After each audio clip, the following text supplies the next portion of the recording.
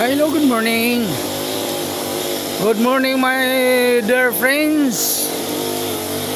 Good morning sa ating lahat, mga kapobre. Andito na naman ang pobreng kaminero sa location na to, mga kapobre.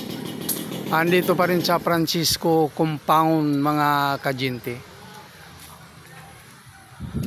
Dahil sa mga puno na to na ipa-trim ng may-ari, mga kapobre. Kasi gagamitin na itong lupa na to kasi buwis na ng buwis, tapos walang pakinabang, kaya ito gagamitin na ng may-ari para mapakinabangan, mga kapobre. Dahil sa mga puno na to, kailangan na siyang bunutin na, mga kapobre. As usual, mga kajenti, ang aming taga-akyat ang puno. Pag umakyat kasi ng puno, mga kajenti, may kasabihan na buwis buhay, no? Hirap ang pag-akyat ng mga puno, kapobre. Pug, bumagsak na.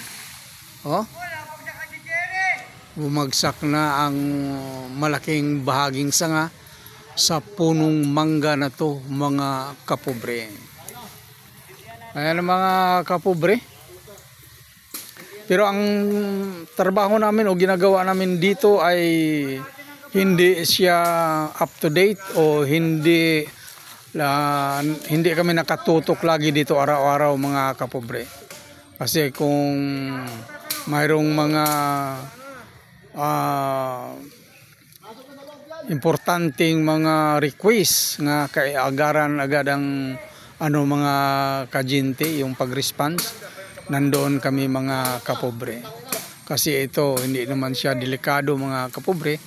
Hindi, ang purpose lang dito ay gagamitin itong bakanting lupa na to, mga kapobre. Ito bakanting lupa ito, mga kajinti, no? Kaya kailangan siyang gamitin, kaya siya kailangan ng lipulin yung mga nakatirik ng mga puno dito, mga kapobre.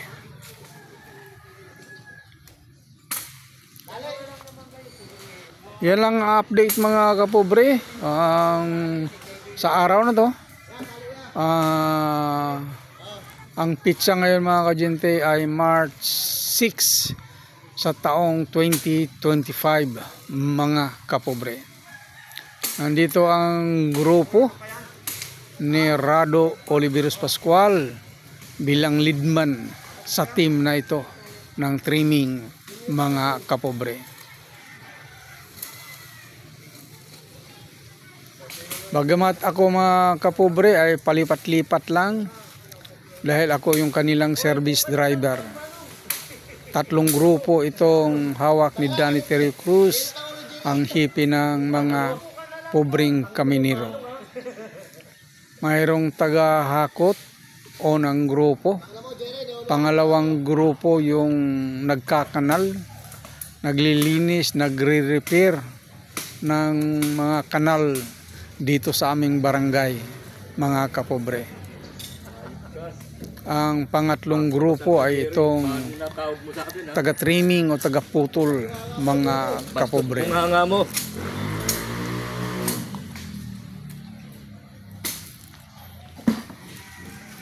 Muli, mga kajinti, ito si Ben, ang pobreng kaminero.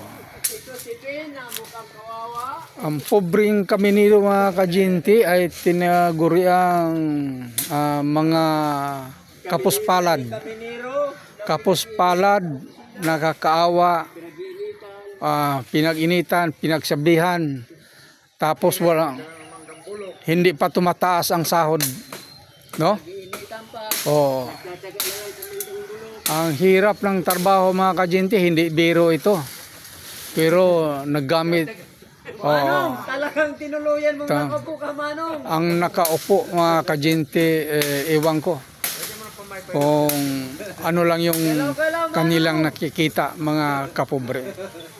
Sa hirap ng trabaho o ginawa sa grupong ito, mga kapobre. Lalo na pag ang mga puno na tinitrim o piniputol mga kajinti ay maraming hantik. Lahat kami hindi makakaligtas. Ako nga hindi naman ako nag-ano talaga mga kajinti sa ginagawang ito. Pero nakakagat rin ng langgam, ng hantik mga kapobre. No? O mismo ang may-ari ng luti na to, nga nandoon lang sa kanilang bahay, nakakagat pa rin mga kapobre pag dumalaw dito sa area kung saan nandoon ang punong puputulin o titrim dahil sa dami ng hantik mga kapobre. Pero ganun pa man, hindi alintana sa mga taong masisipag katulad nito mga kapobre. Ito mga kapobre, yung taga-akyat puno namin si George Arojado. Suportahan niyo ang kanyang vlog mga kapobre.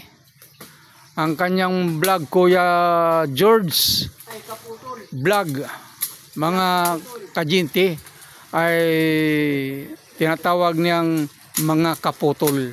Kasi siya nga yung taga-putol o taga-trim mga kapobre. Huwag niyong kalimutan mga kapobre. Kuya George vlog. Mapapanood yan mga kajinti sa FB. Iwan ko lang kung... George, mayroon ka ba sa YouTube? George, yung vlog mo nasa YouTube na ba? Ayan mga kajinti, sa FB lang muna mapapanood ang kanyang mga mga kajinti. Manong, pamaypayo. Wala namang mawawala sa atin kung tayo mag-like, mag-share, mag-subscribe mga kapobre, no? Hindi naman kabigatan sa atin 'yon kung tayo mag-like, mag-subscribe mga kapobre at mag-share. Muli mga kapobre, thank you so much. We love you all at God bless sa ating lahat. Mabuhay tayong lahat mga kapobre. Thank you so much. We love you all. Bye-bye. Ito si Ben Ebenezer Ibanez, ang pobreng kaminero. Hindi ako mahiyang tawagin na isang kaminero o pinakamababang uring manggagawa sa ating lipunan mga kapobre. Gawaing marangal, gawaing kabutihan ang hinahangad para sa lahat mga kapobre. Serbisyong masahan, tapat na paglilingkod at pantay-pantay na pagkalinga mga kapobre. Thank you so much. Bye.